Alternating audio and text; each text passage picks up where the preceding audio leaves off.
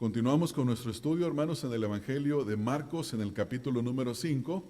Y recuerden que estamos estudiando esta posición de una posesión demoníaca, donde cubre del versículo número 1 al versículo número 25.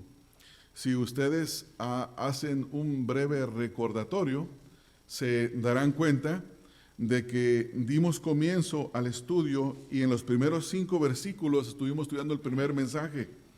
Ahí vimos el cuadro, la descripción de este hombre que estaba poseído por una legión de demonios. Y hicimos un gran énfasis en el versículo número 5 porque describe vívidamente la condición en la que este hombre se encontraba. El versículo 5 nos dice: y siempre de día y de noche, andando daba voces en los montes y en los sepulcros e hiriéndose con piedras. En el segundo mensaje estuvimos estudiando de los versículos número 6 hasta el versículo número 13, y ahí vimos la confrontación que el Señor Jesucristo hace a estos demonios y la petición que ellos le hacen al Señor Jesucristo reconociendo su señorío. En esta mañana vamos a cubrir la última porción, que son los versículos número 14 al versículo número 20, y ahí vamos a aprender acerca de 2 respuestas que hay al milagro que el Señor Jesucristo ha hecho a este hombre poseído, a este endemoniado. Y les invito, hermanos, a que vean y presten atención a los versículos 14 al 20, los vamos a leer. Dice: y los que apacentaban los cerdos huyeron y dieron aviso en la ciudad y en los campos, y salieron a ver qué era aquello que había sucedido. Vienen a Jesús y ven a aquel que había sido atormentado del demonio y que había tenido la legión, sentado, vestido y en su juicio cabal, y tuvieron miedo. Y les contaron los que lo habían visto cómo le había acontecido al que había tenido el demonio y lo de los cerdos. Y comenzaron a rogarle a que se fueran de sus entornos. Al entrar en la barca, el que había estado endemoniado le rogaba que le dejase estar con él.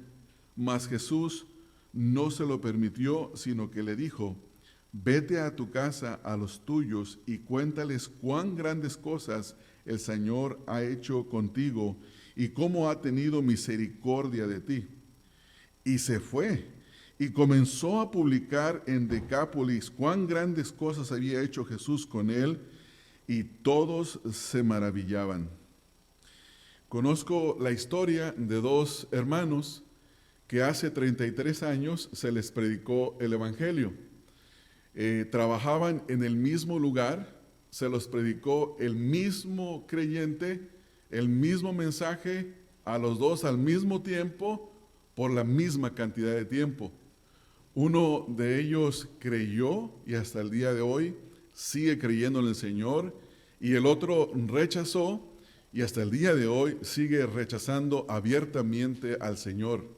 Odia a los cristianos, se burla de los cristianos.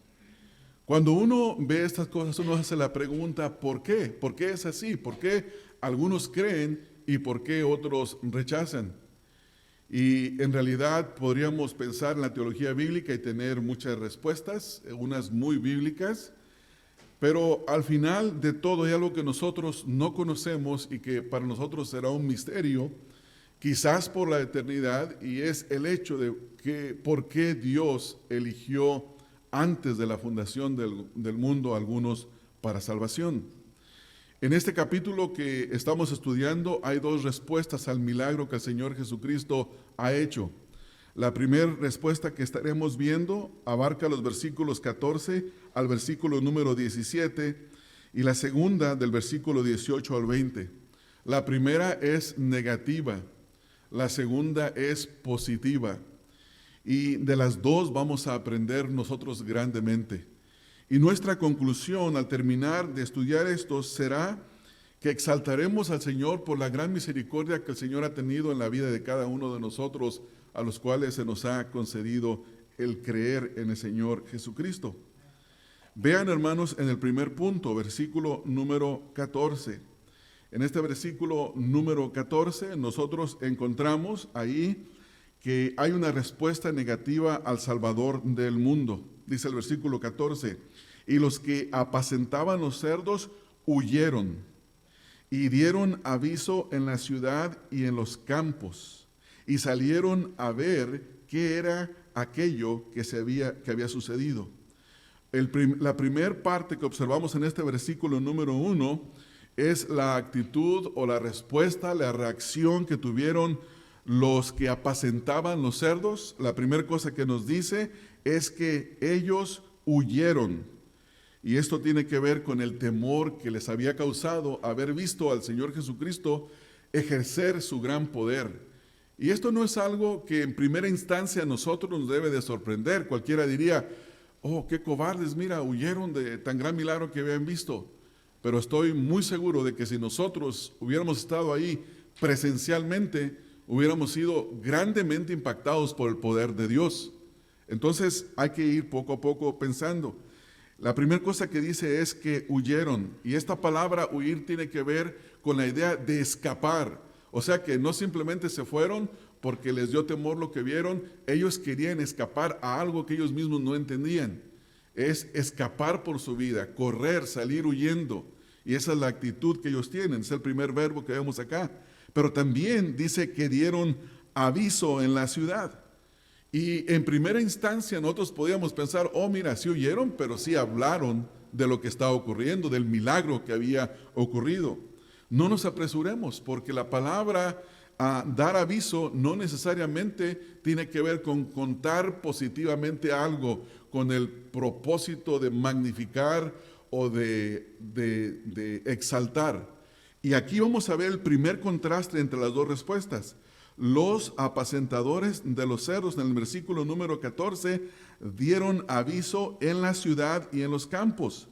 Pero cuando vemos nosotros el versículo número 20, encontramos otra palabra que también tiene que ver con decir, con hablar. Y esto es lo que el hombre, el ex endemoniado gadareno, dice el versículo 20, y se fue y comenzó a publicar. Esta palabra es la palabra predicar, también se puede traducir como predicar. La Biblia, la LSV, traduce de esa manera, y se fue y predicar. Es la palabra que tiene que ver con la proclamación. Es lo mismo que hizo Pablo cuando está en Hechos 17 en el Areópago. Él comienza a proclamar al Señor Jesucristo. Estando en ese aposento lleno de dioses, entre hombres paganos, él comienza a proclamarles desde un monumento en el que no había un Dios, que decía al Dios no conocido. Pablo comienza a proclamar el Evangelio. Entonces vamos a ver que en la primera respuesta, que es negativa, hay una aparentemente llevar el mensaje, pero no es en una forma positiva, sino es negativa. Y en el versículo 20 lo vemos en la forma correcta en la que el mensaje de la palabra de Dios se debe de llevar. Cuando vimos al principio la actitud de huir, ellos están huyendo de Cristo, están yendo y dan aviso a la ciudad. Según algunos comentaristas bíblicos o un mapa actual en el día de hoy, hay aproximadamente 3,5 kilómetros de donde ocurre el milagro a la ciudad. Y por esos campos ellos van pasando y van contando lo que está ocurriendo, y llegan al pueblo y cuentan a la gente lo que está ocurriendo, y la gente comienza a venir de acuerdo al versículo 14. Esto quiere decir que posiblemente les pudo haber llevado un periodo de tiempo de 3 a 4 horas. No solo caminar la distancia, aunque es corta, pero de hablar con la gente. Y eso nos muestra algo que, aunque no lo dice la Escritura, está implícito. Cristo está con este hombre que acaba de sanar. Y es muy posible que el hombre tenía preguntas, y Cristo tuvo preguntas para el hombre, porque cuando le da el mandamiento en el versículo número 19, el Señor le da un mandamiento muy directo, muy objetivo, y le dice: vete a tu casa, a los tuyos, y cuéntales cuán grandes cosas el Señor ha hecho contigo. O sea que el Señor rescató información de que era un hombre que tenía su casa, que tenía los suyos, y le dice: ve a ellos y dales testimonio, cuéntales cuántas grandes cosas ha hecho el Señor contigo. Entonces, volvamos al versículo número 14. La respuesta de los ciudadanos de Decápolis, que son en su mayoría gentiles, vienen a ver la escena con el Señor Jesucristo, porque el versículo 14 termina diciendo, y salieron a ver qué era aquello que había sucedido. O sea, lo escucharon, pero ellos querían ver con sus ojos. Y en el versículo número 15, noten otra vez una palabra como que aparentemente quieren ver a Jesús, adorarlo o convertirse, pero simplemente dice, vienen a Jesús. Esto es lo primero que ellos observan. Ellos han escuchado que hay un hombre que tiene poder sobre los espíritus inmundos, que tiene poder para echar fuera a los espíritus inmundos, pero ese hombre es el causante de sus pérdidas. Porque tenemos que pensar de esta manera. Los que van y dan testimonio son muy posible los apacentadores de los cerdos. Y quizás van a reportarle a sus patrones que ha habido una gran pérdida. Miles de cerdos se han perdido. Muchos cerdos han muerto. Y ellos tienen que dar cuenta. Y estos vienen. ¿Quién es el causante de estos daños? Y vienen y ven a Jesús. Vienen a Jesús. Pero inmediatamente hay una palabra, hay un verbo, una acción que dice, y ven al que había sido atormentado del demonio. Esta palabra ver significa no simplemente echar una mirada liviana, sino que ver con detenimiento. O sea que lo vieron, se dan cuenta de que está sentado, ya no está corriendo, gritando, ni cortándose el cuerpo, como dice el versículo 5. Ahora el hombre está sentado descansando. Por primera vez en una gran cantidad de tiempo, el hombre tiene descanso. El hombre está sentado, lo ven sentado y esto les admira. En segundo lugar, lo ven vestido. El contexto nos dice que en el contexto el hombre andaba corriendo desnudo entre las tumbas. Los evangelios sinópticos lo describen de esa manera. Es un hombre desnudo, es un hombre malnutrido, es un hombre que está cicatrizado, es un hombre que tiene sangre corriéndole por el cuerpo por las nuevas heridas. Ahora ha recuperado la dignidad, porque su cuerpo está vestido. Está este hombre sentado. Pero hay una palabra acá que es sumamente admirable, y en español tenemos varias palabras, porque dice ahí, dice el versículo, y en su cabal juicio, pero en el griego es una sola palabra.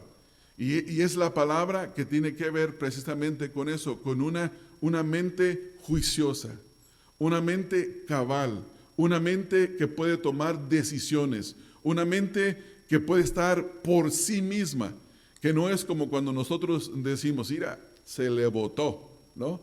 Llévenselo a un lugar de cuidado donde lo puedan tener encerradito, pónganle una camisa o pónganle un casco para que no se golpee la cabeza.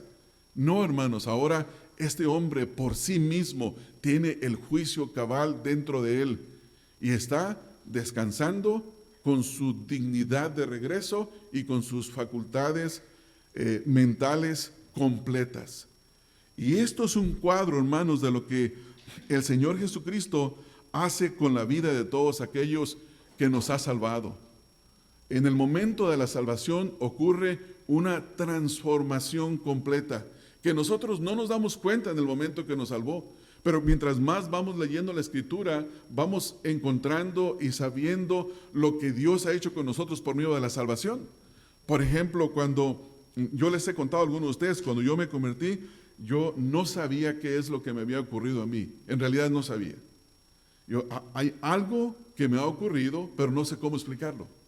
No sabía cómo explicarlo. Y en eso comienzo a estudiar un pequeño librito que en aquel tiempo se utilizaba para nuevos creyentes y se llamaba Mi crecimiento en Cristo.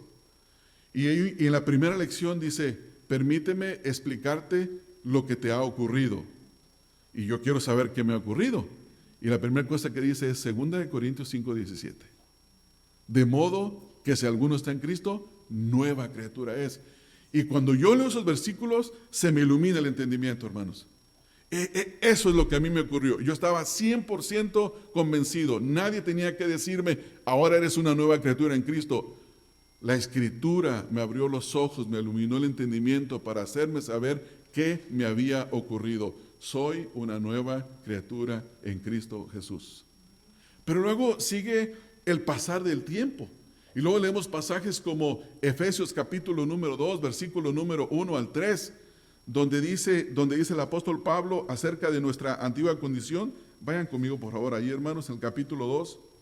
Dice, y Él os dio vida a vosotros. O sea, Dios en su misericordia nos dio vida. Pero, ¿cuándo fue que el Señor nos dio esa vida? Noten lo que dice el resto del versículo. Dice la Escritura que esa vida vino a nosotros cuando estábamos muertos en delitos y pecados, en los cuales anduvimos en otro tiempo. Y escuche esto, seguíamos la corriente del mundo, y luego dice, conforme al príncipe de la potestad del aire, o sea que estábamos dominados por Satanás, el espíritu que ahora opera, que está operando en los hijos de desobediencia, entre los cuales todos nosotros anduvimos en otro tiempo. Y escuche esto, no éramos libres, porque dice, en los deseos de nuestra carne, haciendo la voluntad de la carne y de los pensamientos, y éramos por naturaleza hijos de ira, lo mismo que los demás.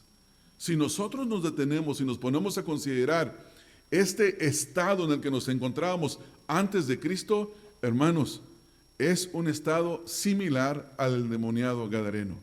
Posiblemente no andábamos corriendo desnudos, no nos estábamos queriendo quitar la vida, no, pero andábamos en otras cosas que era exactamente lo mismo. Sin darnos cuenta éramos reos de la corriente.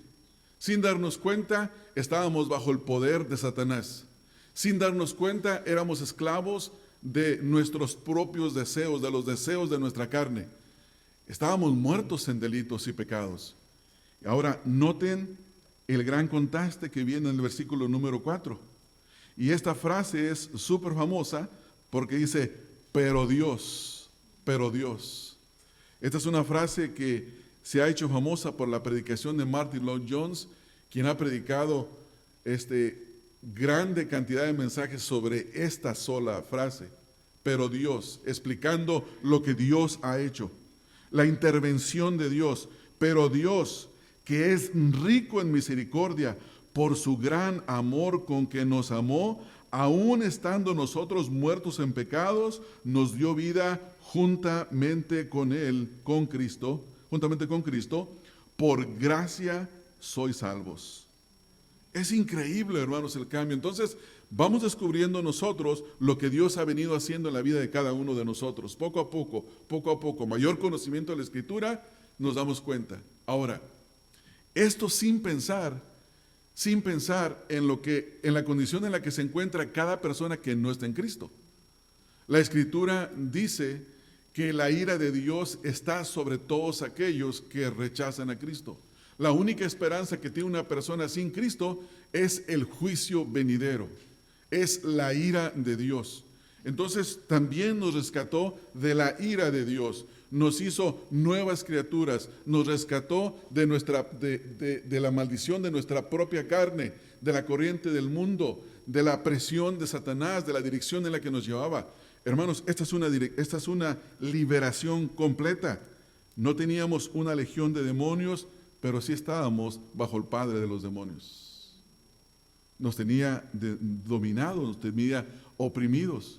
Y comenzamos a experimentar esta nueva libertad. Entonces este hombre que está acá, este hombre está ahí en un momento en el que él está en su juicio cabal. Y está experimentando algo que nunca había experimentado, ni siquiera antes de ser poseído. Alguien puede decir, oh, volvió a su estado regular. No. Este hombre es una nueva criatura. Está experimentando algo glorioso, algo maravilloso, una condición, un estado de ser libre de los demonios y estar delante de la presencia del Hijo de Dios. Hermanos, Él lo vio, Él lo olió, Él lo pudo haber tocado, cosa que nosotros no experimentamos. Pero ese es un cuadro maravilloso. Es un cuadro maravilloso en el que nosotros debemos de pensar, debemos de meditar. La Escritura nos habla al ver este cuadro, que esta gente, en lugar de admirarse y al ver al hombre volver a Jesús y decirle, verdaderamente tú eres Jesús, el Hijo de Dios, el Salvador del mundo, o verdaderamente tú no eres un hombre común, tú eres el Cristo, el Hijo de Dios, pero no tienen una respuesta así.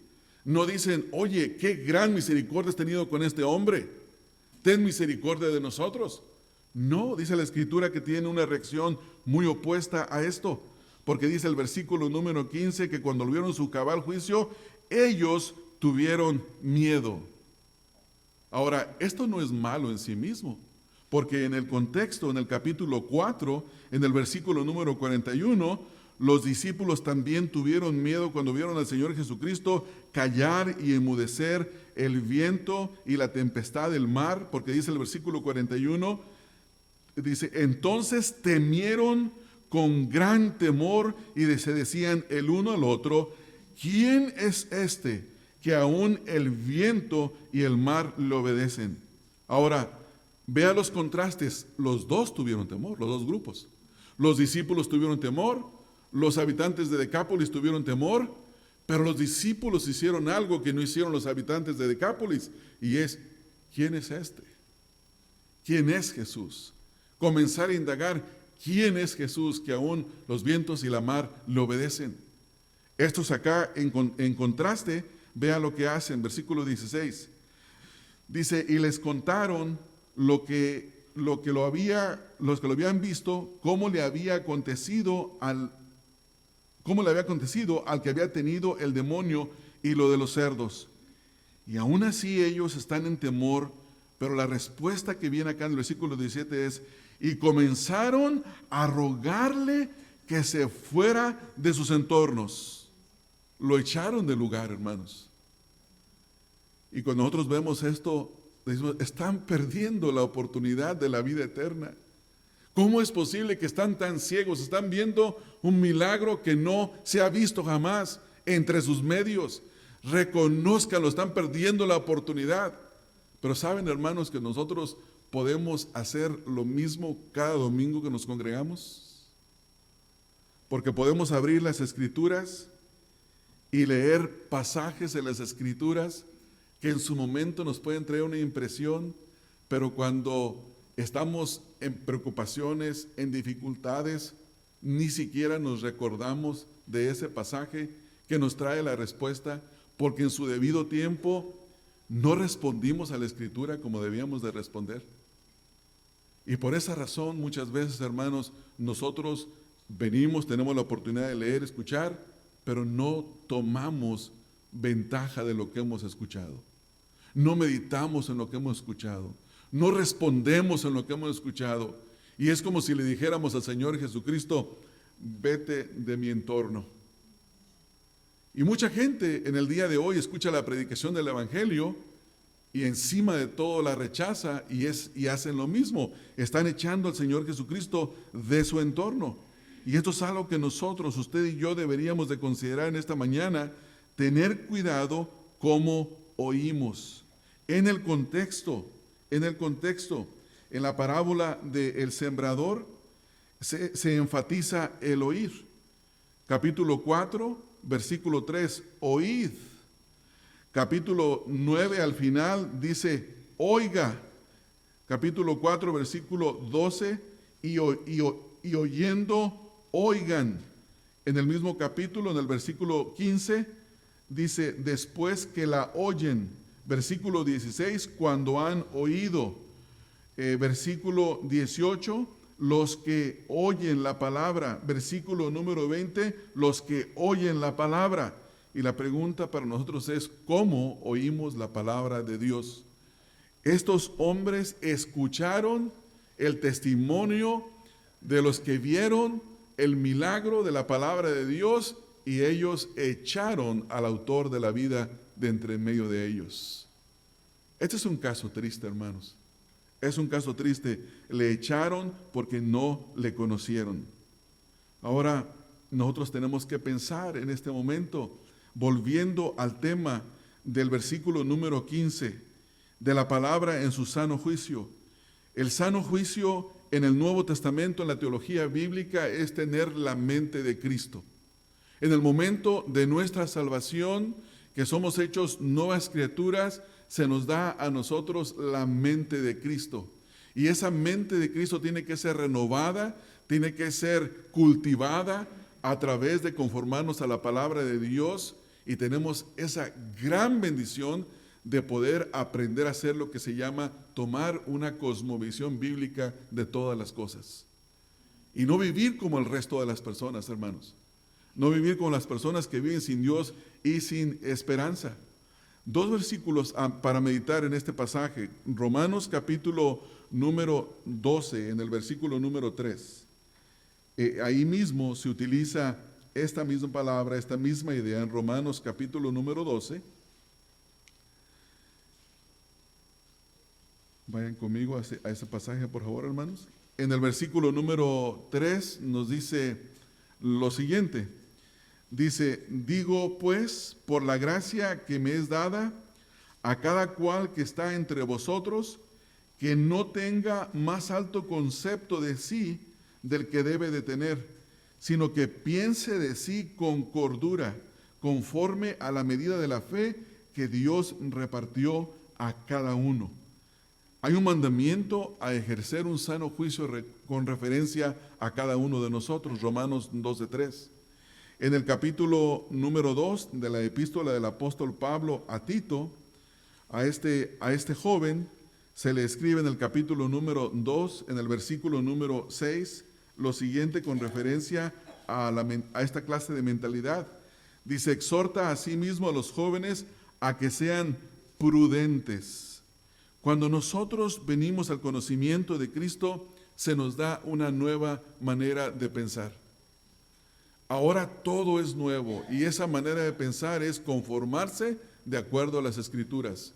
Desde el momento de nuestra conversión hasta el momento de la redención, de la glorificación, pasaremos nuestras vidas renovando nuestra mente, renovando nuestro entendimiento, adquiriendo un sano juicio conforme al que el Señor Jesucristo nos da. Y esto, hermanos, es algo grandioso que debemos de cultivar. Ahora veamos de los versículos 18 al 20 la segunda respuesta. Esta es una respuesta positiva a Jesús, el Salvador del mundo. Versículo número 18, vemos que el hombre que ahora ha sido salvado, piense bien en esto, tiene un nuevo deseo. Tiene un nuevo deseo. Versículo 18. Al entrar él en la barca, el que había estado endemoniado le rogaba que le dejase estar con él. ¿Cuál es el nuevo deseo, hermanos? Quiero estar con Cristo. Y esto es lo que ocurre cuando el Señor nos salva, nos regenera y nos da una serie nueva de nuevos afectos. Comenzamos a tener afecto por las cosas del Señor. Amamos a gente que nunca en nuestra vida habíamos visto. Nos invitan a una congregación de creyentes. Mira, este es el hermano fulano de tal, se acaba de convertir. Hermano, gloria a Dios, le da un abrazo, un beso, pásese, bienvenido. Lo tratan como si tuvieran toda la vida de conocerlo y él comienza a tratarlos como si los conociera de toda la vida. ¿Por qué? Es un nuevo afecto. Y luego, en el sentido negativo, hay afectos a odiar lo que antes amábamos. Amábamos el pecado, hermanos, y ahora comenzamos a despreciarlo. Entonces las evidencias del nuevo nacimiento se ven aquí en este hombre. Este hombre, noten la forma en la que escribe, es hasta medio novelesco, es pictoresco. En el versículo 18 dice, al entrar en la barca. Algunas versiones dicen, al poner el pie en la barca. Apenas está haciendo la señal de darle la espalda al nuevo discípulo y me voy y dice, yo quiero ir con ustedes. ¿Me puedo subir en la barca con ustedes? Quiero irme contigo, quiero estar contigo. Y ese es el nuevo deseo, hermanos, el nuevo afecto de comenzamos a hacernos amantes de Cristo, amamos a Cristo. Él se convierte en el amante de nuestra alma y queremos estar con Él, no nos cansamos del Señor Jesucristo. Y esa es una gran bendición que tiene que ver con el nuevo nacimiento. Dice el versículo 18, el que había estado endemoniado. Este ya no está endemoniado, ahora este hombre está en Cristo. Este hombre le ruega que le deje estar con él. Este es un afecto nuevo. Hermanos, los que estamos en Cristo Jesús, no nos aburre estar con Cristo. Hermanos, qué esperanzas que escucháramos una hora de predicación antes de estar en Cristo, o una hora de cualquier tipo de conversaciones. Oh, a ver cuándo se cae ese individuo, que eso fue lo que me dijeron una vez a mí. Mi esposa cuidaba a una señora que no estaba 100% ahí, y la lleva, la tiene allá atrás sentada, y luego dice con una voz bien alta, no sé si no traía sus audífonos para oír, y dice: ¿y a qué hora se va a callar ese hombre? Y yo le dije: ya casi, dona, ya casi. Entonces no tolera, pero este hombre tolera todo. Entonces, en contraste con la reacción negativa que tienen los ciudadanos de Decápolis, ahora este hombre tiene una actitud nueva. Él no le ruega que se vaya de su entorno, él le ruega que quiere irse con él. Él hace una súplica. Vean el versículo número 10, hermanos, aquí, en este contexto, versículo 10. Y le rogaba mucho que no les enviara fuera de aquella región. Los demonios le rogaban, pero ese no es un ruego para vida eterna. Versículo 12. Y le rogaron todos los demonios diciendo: envíanos a los cerdos para que entremos en ellos. Este tampoco es un ruego de salvación. Versículo 17. Y comenzaron a rogarle que se fuera de sus entornos. Tampoco es un ruego de salvación. Pero el ruego, la súplica del versículo 18 dice: al entrar en la barca, aquel que había estado endemoniado le rogaba que le dejase estar con él. Hermanos, ¿es este su ruego? ¿Ha sido este su ruego en el momento de la salvación? Quiero estar con Jesús. Quiero seguir a Jesús. Yo espero que sí. La gente del pueblo imploraba que Jesús se fuera. Este hombre le rogaba que por favor se quedara. Ahora, vean, hermanos, la respuesta que el Señor Jesucristo le da al ruego. Versículo 19. Mas Jesús no se lo permitió. Nosotros nos hacemos la pregunta: ¿por qué Jesús no se lo permitió? Leyendo un grupo de comentaristas, todos tienen ideas distintas, pero nadie da una conclusión, porque no lo sabemos. Unos comentaristas dicen: la barca era solo para 13. Era una barca pequeña, ya no cabía uno más. Bueno. Otros comentaristas dicen: era gentil y no lo podía llevar a zona de judíos. Bueno, tiene más sentido. Pero nada de eso nos dice la Escritura. Nos dice la Escritura que el Señor, en su plan perfecto, quería que se volviera a los suyos. Y esto creo personalmente que es una actitud misericordiosa del Señor Jesucristo. Mira, los tuyos solo saben de ti que andas desnudo, que estás en los sepulcros, que la gente no te puede contener, que no tienes ninguna esperanza, que eres alguien que está causando sufrimiento a tu familia. Pero ve ahora y llévales gozo. Él tenía que ir a los suyos. Jesús sabía que él tenía su gente. Versículo 19 dice: mas Jesús no se lo permitió, sino que le dijo: vete a tu casa, a los tuyos, cuéntales cuán grandes cosas el Señor ha hecho contigo y cómo ha tenido misericordia de ti. Primero, vete a tu casa, a los que son de él, y cuéntales, predícales, diles cuán grandes cosas el Señor ha hecho contigo. Esta frase, cuán grandes cosas el Señor ha hecho contigo, describe la vida eterna, hermano, la salvación que es en Cristo Jesús. ¿Qué es la salvación en Cristo Jesús? Las grandes cosas que el Señor ha hecho con nosotros.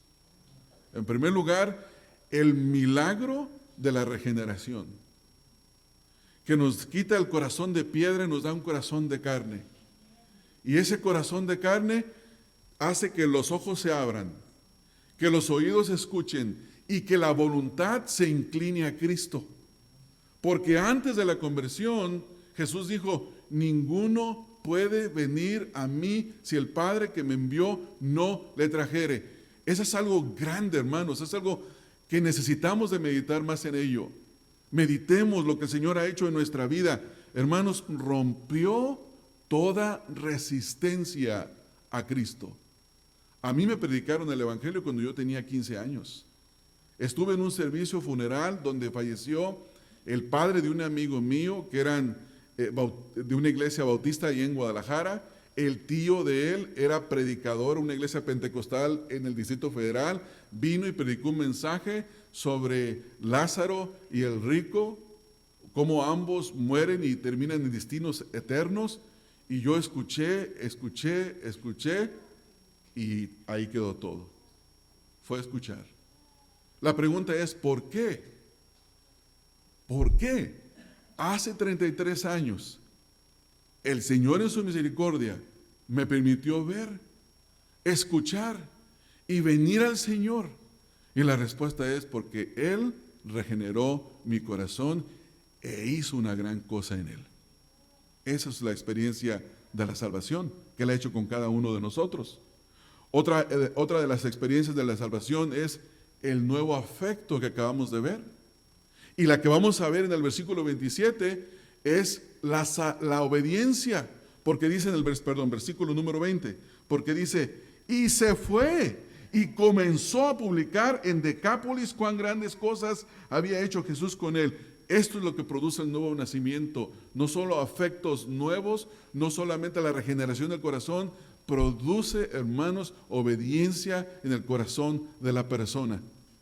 Esas son las evidencias. Entonces, es maravilloso que ahora nosotros querramos obedecer al Señor. Antes no nos importaba, hermanos. Podríamos tener una Biblia en casa, no la leíamos. Podríamos escuchar algo de la palabra de Dios, no nos importaba. No queríamos, no podíamos obedecer. Ahora podemos obedecer. Hermanos, esto es súper glorioso. Esto es grande. Esto es lo que significa las grandes cosas que el Señor ha hecho con nosotros. Aparte más, ha hecho que su Santo Espíritu more permanentemente en nosotros. ¿Ha leído el Antiguo Testamento cómo Sansón tenía una fuerza extraordinaria, pero cuando el Espíritu lo dejó se quedó sin fuerza? ¿Cómo David en el Salmo 51 ruega que no quite de él su Santo Espíritu, que le vuelva al gozo de la salvación? Porque en el Antiguo Testamento el ministerio del Espíritu Santo era venir temporalmente y retirarse de la persona. Ahora el glorioso Espíritu Santo que estuvo en el momento que Dios dijo, sea la luz, y el gran poder de Dios a través de su Santo Espíritu que creó los cielos y la tierra, ahora ese Espíritu mora en nosotros. Y no solo eso, nos ha empoderado para hacer la voluntad de Dios. Eso es glorioso, hermanos. Cuán grandes cosas ha hecho el Señor con nosotros. Esto es sumamente importante. Ahora, vean, hermanos, lo que el Señor dice en el versículo 19. Dice, cuéntale cuán grandes cosas el Señor ha hecho contigo.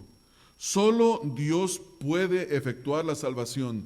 La salvación no es la obra de dos, hermanos. La salvación es solo del Señor Jesucristo, solo de Dios. No es que Dios hace su parte y yo hago la mía. Es Dios quien hace todo, absolutamente todo. Ahora, no nos equivoquemos. Desde nuestra perspectiva siempre decimos, es que yo escuché y yo creí y yo entendí y yo me levanté y yo fui y yo obedecí. Y eso es cierto. Pero detrás de todo eso fue Dios. Detrás de todo eso fue Dios quien obró. Entonces, cuando hablamos de estas grandes cosas, hablamos de lo que el Señor solamente puede hacer conmigo. Esa frase última, cuando dice, y cuéntales cuán grandes cosas el Señor ha hecho contigo, nos indica que la salvación es individual. La salvación es la obra directa de Dios en la vida de una sola persona. Dios nos salva en grupo. No porque yo soy pastor, mis hijos son cristianos. No porque un muchacho una muchachita nazca en un hogar cristiano, son cristianos. No porque mi esposa es cristiana, pues ahí de paso me le pego para entrar al reino de los cielos. No, la salvación es individual. Dios tiene que obrar individualmente en la persona. Por esa razón, cuando hablamos de los hechos de la salvación, debemos de ser celosos en considerar si realmente Dios nos ha salvado. Está eso ahí. Hermanos, yo no me levanto ningún domingo sin ganas de venir a la iglesia. Le doy gracias, Señor, por eso. Aunque me esté cayendo, y créame lo que a veces quisiera quedarme acostado, porque estoy cansado, como cualquiera de ustedes. Pero tengo un gozo que me hace venir.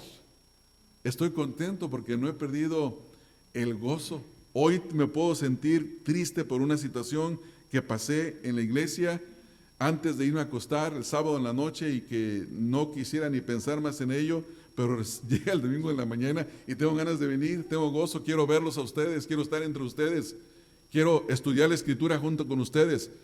Y esa perseverancia la da Dios, no la da nadie más. Dios nos da ese deseo y nos hace venir y estar y querer continuar. Solo en Él encontramos estas cosas, hermanos. Entonces, hermanos, esta obra de la salvación es las grandes cosas que Dios hace en la vida de nosotros. Versículo 20. Como resultado de la salvación, en el versículo número 20, ahora nosotros vemos la obediencia del hombre. Él da testimonio. Y se fue. Noten que esto implica obediencia inmediata. Y se fue. En la primera epístola de Juan, hay una serie de pruebas para que nosotros las leamos y demos cuenta si somos o no verdaderos creyentes. Dice, si decimos, pero no hacemos, o hacemos es lo contrario, la verdad no está en nosotros y somos mentirosos. Y muchas cosas podemos decir, pero si el factor de la obediencia no está en usted y no está en mí, y créanme lo que eso es de causar temor tanto para ustedes como para mí.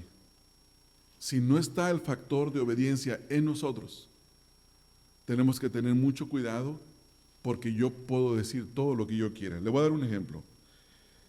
Primera de Juan 2:11.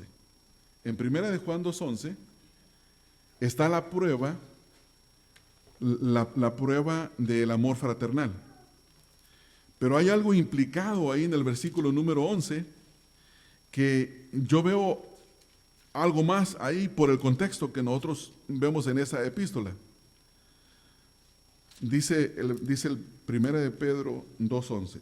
Dice, Primera de Juan, gracias hermanos. Sí, es que tengo un ladito tengo Segunda de Pedro un lado.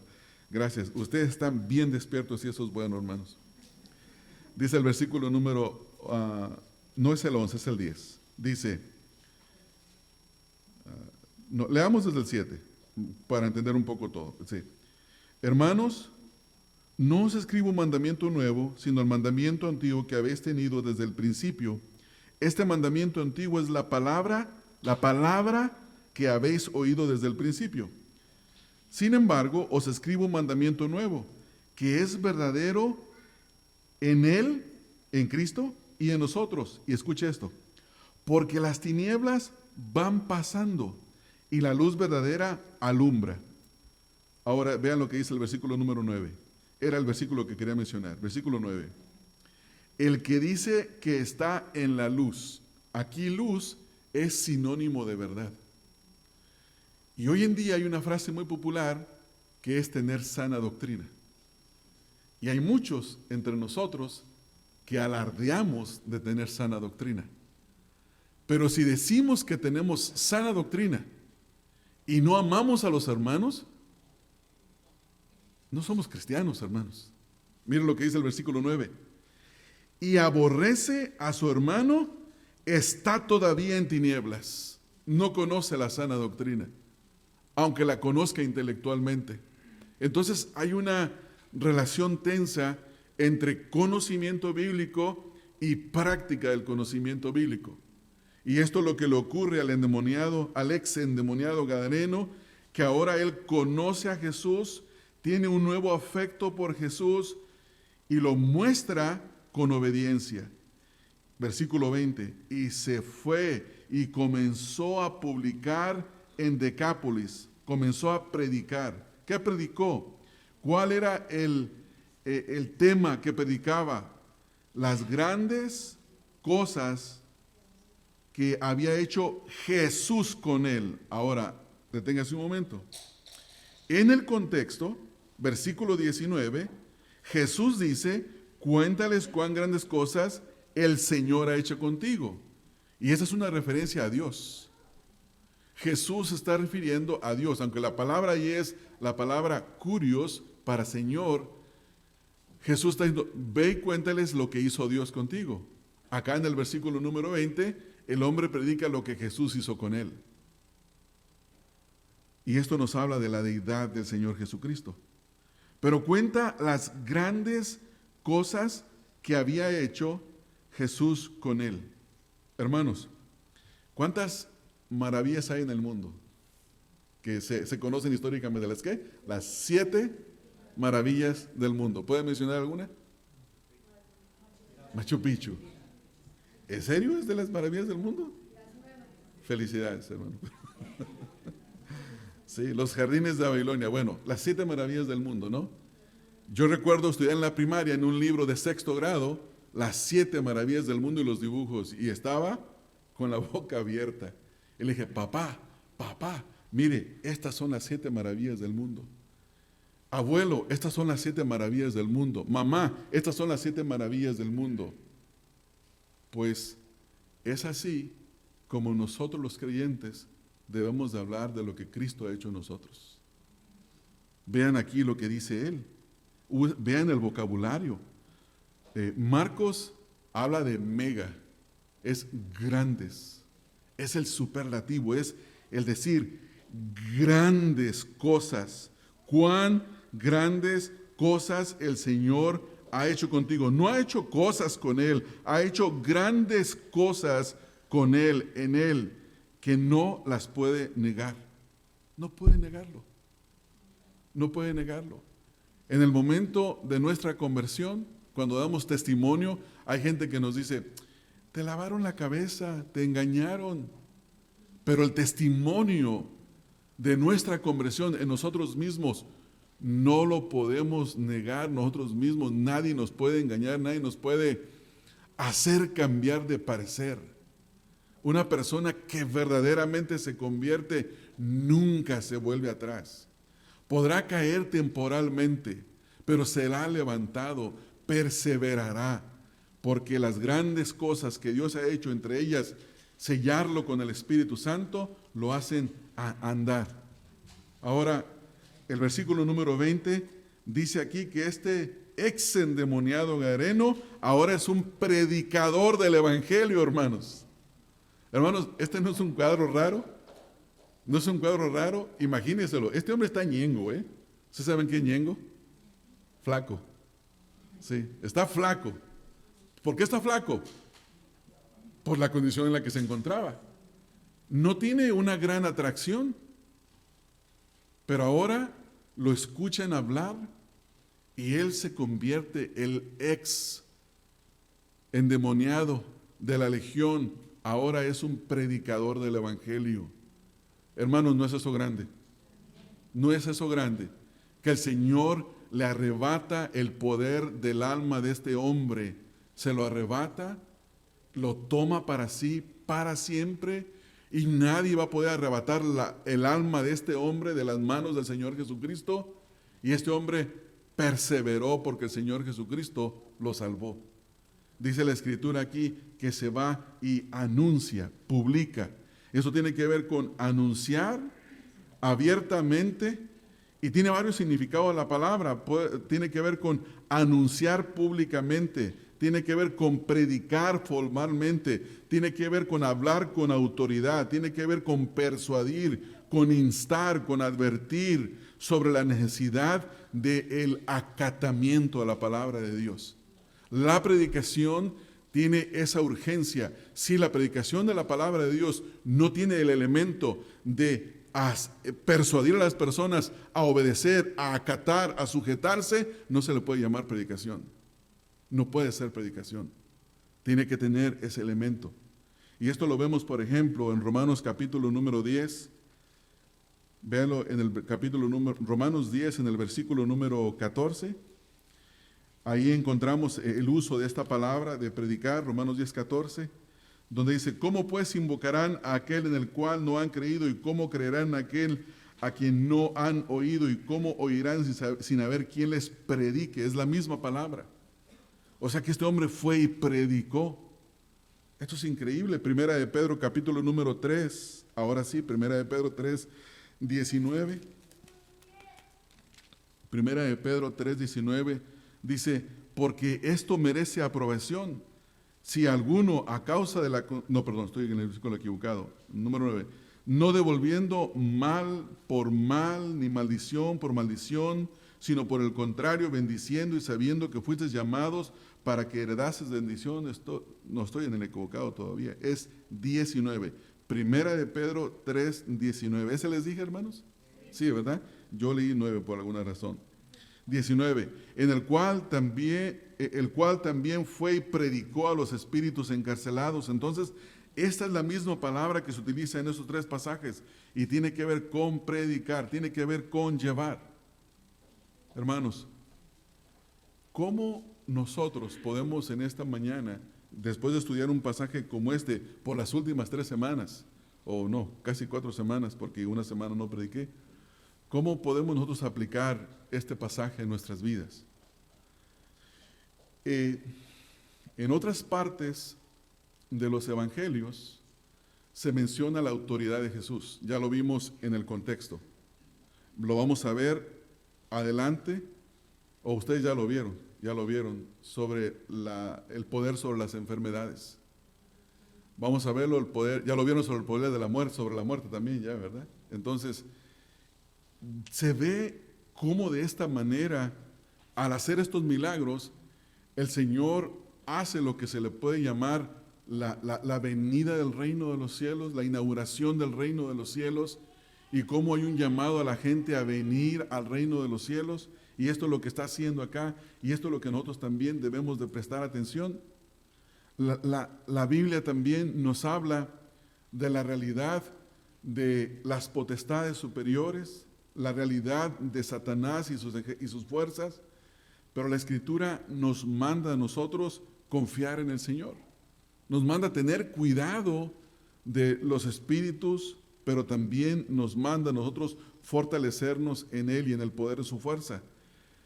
En la primera semana que predicamos, estudiamos esta porción de la Escritura, meditamos en Primera de Pedro 5:8, donde Satanás es descrito como un león rugiente que anda merodeando y buscando a quien devorar.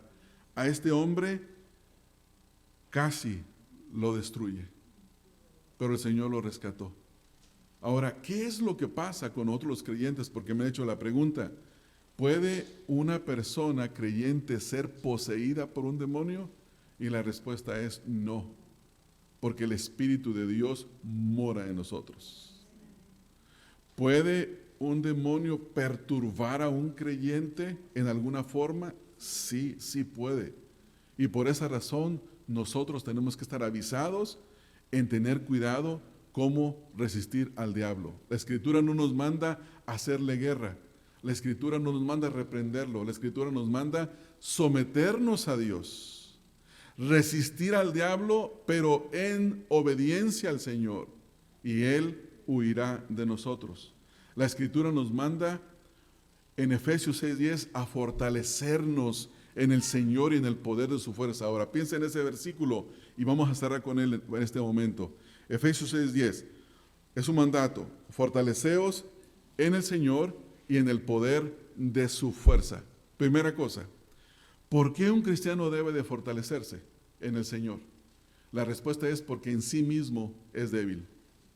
Ninguno de nosotros somos suficientes en nosotros mismos para hacer resistencia a Satanás por nosotros mismos. Fortaleceos en el Señor. ¿Por qué debemos de fortalecernos en el Señor? porque solamente Él es poderoso. Solamente Él tiene el poder de la fuerza necesaria para hacer frente a Satanás y a sus ángeles. Entonces, por eso el mandato ahí está de esa manera. Ahora, ¿por qué debemos de confiar en el Señor y dormir tranquilamente? Porque Pablo dijo en Colosenses capítulo número 3, vayan conmigo ya, por favor, hermanos. Colosenses capítulo número 3, en el versículo número 15, perdón, capítulo 2, 15, hablando de la victoria del Señor Jesucristo sobre las potestades, dice el versículo número 15. En el capítulo 2, desde el versículo número 8, hay una exhortación a mirar que nadie nos engañe, porque tenemos una plena vida en Cristo. Pero en el versículo número 15 dice, y despojando a los principados y a las potestades, los exhibió públicamente, triunfando sobre ellos en la cruz. Pregunta, ¿hay alguna posibilidad de que Satanás derroque el gobierno de Dios? No, porque la victoria ya fue ganada. La victoria ya fue ganada.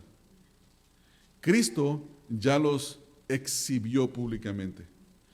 Y la imagen que Pablo está tomando aquí es la de un general romano victorioso que trae encadenados a todos los prisioneros de guerra y pasa por el centro de la ciudad por un desfile victorioso, exhibiendo a sus cautivos como trofeos de victoria y diciéndoles, gané, he tenido victoria, aquí está la muestra. Y Cristo de la misma manera, Él es victorioso y tuvo victoria en la cruz sobre las potestades. Por esa razón, hermanos, no temamos al diablo, temamos a Dios.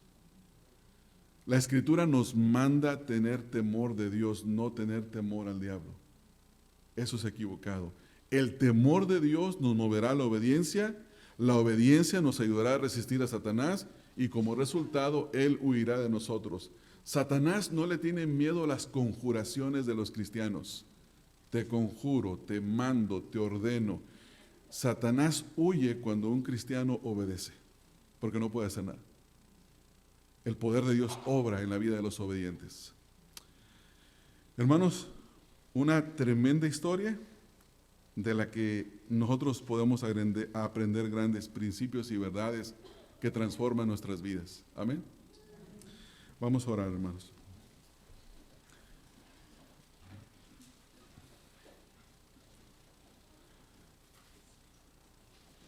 Padre, nosotros conocemos una dinámica que existe en la predicación de la palabra de Dios, y es que yo como predicador puedo estar leyendo los versículos y explicándolos, pero tu Santo Espíritu está aplicando a la vida de los que escuchan.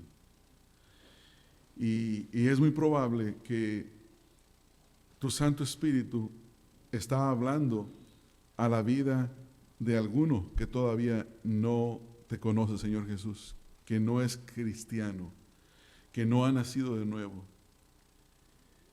Y le estás llamando al arrepentimiento y a la fe en Cristo Jesús. Señor, si así es, atráelo a ti. Y rogamos de que tú traigas salvación en esta hora, que abras los ojos para que quien necesite salvación pueda ver la puerta abierta que es Cristo Jesús y pueda entrar a través de ella. Que te pueda ver a ti, Señor Jesucristo, y que venga a ti, porque el que a ti viene tú no lo eches fuera. Oramos, Señor, para que tú obres en aquellos que necesitan salvación. Oramos también por nosotros mismos, que somos hombres y mujeres necesitados de ti, que necesitamos de que tú obres en nosotros.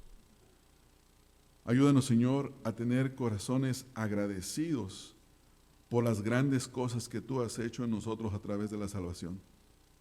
Ayúdanos, Señor, a exaltarte, a glorificarte, a darte gracias cada día, porque tú eres misericordioso, porque tú eres bueno con nosotros, porque tú mereces ser alabado por cada una de las cosas que has hecho entre nosotros. Pero sobre todas las cosas, Señor, ayúdanos a desarrollar corazones obedientes, porque la obediencia es lo que a ti te agrada. Porque una adoración sin obediencia es un vano sacrificio. Una predicación sin obediencia es un vano sacrificio, al menos para el predicador. Ayúdanos, Señor, a que en esta mañana nosotros podamos ser hombres y mujeres que imitan al ex endemoniado gadareno, en el sentido de ir y de publicar las grandes cosas que tú has hecho con nosotros. Estas cosas las rogamos en el nombre de Cristo Jesús. Amén. Amén. Que el Señor les bendiga, hermanos.